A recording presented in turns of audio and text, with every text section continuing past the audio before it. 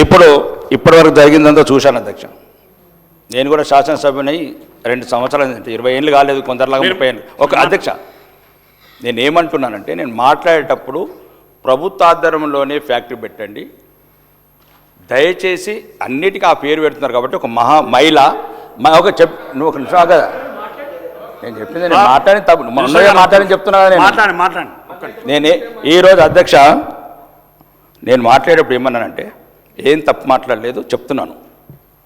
ప్రభుత్వ ఆధ్వర్యంలోనే ఆ సంస్థ పెట్టి ఈ మధ్యన ప్రతిదానికి ఒక మహిళ, మాజీ ప్రధానమంత్రి గారు, గౌరవనీయ ఉక్కు మహిళ, ప్రపంచ నాయకురాలు, నేను చెప్పింది.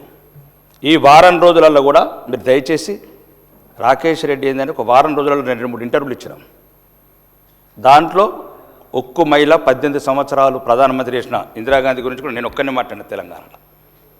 ఆమె గురించి ఒక అవమానకర మాట సోషల్ మీడియాలో జరుగుతుంటే ఒక్క కాంగ్రెస్ సభ్యుడు కూడా తెలంగాణలో ఇయ్యలేదు కౌంటర్. నేను ఒక్కనిచ్చిన ప్రాణాలకు తెగించి.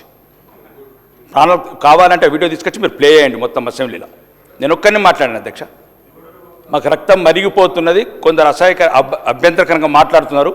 మాకు మాజీ ప్రధానమంత్రి పార్టీ లేదని మాట్లాడిన ఒక్క శాసనసభ్యుడు నేనే తెలంగాణలో. ఇప్పుడు కూడా నేను అవమానకరంగా ఏం మాట్లాడలేదు అధ్యక్ష. ఇంతకుముందు ఆ రోజు విగ్రహం సెక్రటరీలో విగ్రహం పెట్టిన రోజు కూడా నేను ఏమన్నాను, అందరూ బతుకమ్మ లేదు కాబట్టి సోనియా గాంధీ ఉన్నది, దయచేసి ఒక్కటి మార్చండి అని చెప్పేది ఒక ఫ్రెండ్లీ సజెషన్ అది. ఇప్పుడు కూడా నేను ఏమన్నాను, ఎంత ప్రతిదానికి గవర్నమెంటు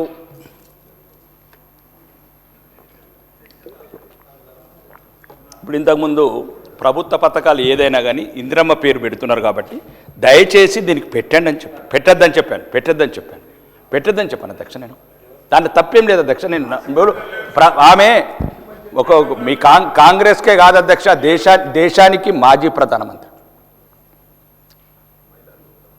18 సంవత్సరాలు ఈ దేశాన్ని పరిపాలించిన ఉక్కు మహిళ.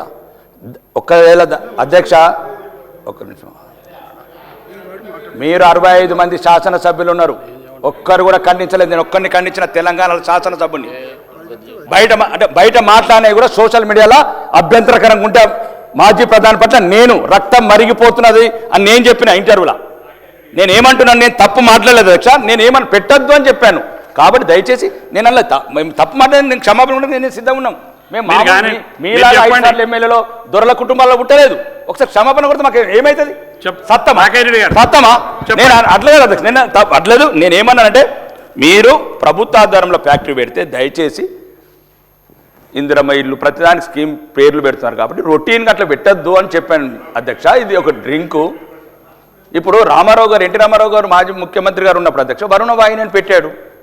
ఆ పేరును రికార్డ్ మీరు విత్డ్రా చేసుకుని నేను ఆ ఉద్దేశంతో అనలేదు.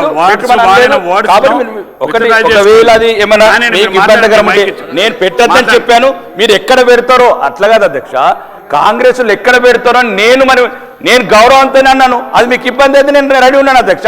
కానివ్వండి, చెప్పండి. కాదంటే అవుచుకం. నేను ఒకటి అధ్యక్ష ఈరోజు చూస్తున్నాను అధ్యక్ష, నేను శాసనసభ్యులు ఉన్నప్పుడు సీనియర్ నా సోదరుడు దానం నాగేందర్ గారు మాట్లాడిన మాటలు అటు అధ్యక్ష, వీళ్ళు మాట్లాడిన మాటలు అంటే నేనే శాసనసభకు సిగ్గుపడ్డా.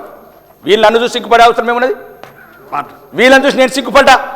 5 సార్లు ఎన్నికైన వాళ్ళు మాట్లాడితే మీరు అంత ఒకటి, ఈ పార్టీలకి ఆ పార్టీలు మారుతారు, ఆ పార్టీలకి అందరు చుట్టాలు బంధువులు.